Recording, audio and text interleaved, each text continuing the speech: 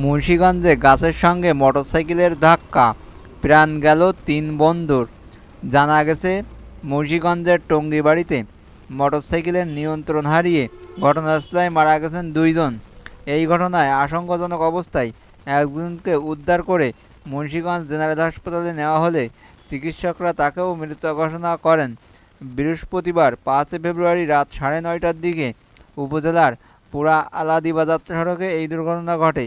Police ও প্রত্যক্ষদর্শীরা জানায়, সন্ধ্যায় একই মোটরসাইকেলে করে ৩ বন্ধু ঘুরতে গিয়েছিলেন আলাদিবাজার এলাকায়।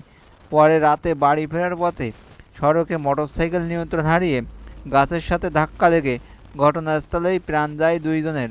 পরে স্থানীয়রা গুরুতর আহত অবস্থায় তুজ্জ মাঝি নামের একজনকে ঘটনাস্থল থেকে উদ্ধার করে মুন্সিগঞ্জ জেনারেল হাসপাতালে নিয়ে গেলে জরুরি বিভাগের চিকিৎসকরা তাকেও মৃত ঘোষণা করেন।